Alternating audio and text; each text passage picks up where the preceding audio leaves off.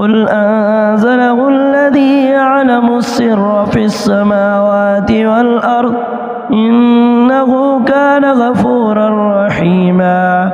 وقالوا ما لهذا الرسول يأكل الطعام ويمشي في الأسواق لولا أنزل إليه ملك فيكون معه نذيرا أو يلقى إليه كنز أو تكون له جنة يأكل منها. وقال الظالمون إن تتبعون إلا رجلا مسحورا. انظر كيف ضربوا لك الأمثال فولوا فلا يستطيعون سبيلا. تبارك الذي إن شاء جعل لك خيرا من ذلك جنات تجري من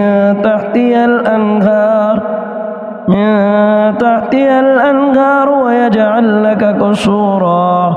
بل كذبوا بالساعة وأعتدنا لمن كذب بالساعة سعيرا.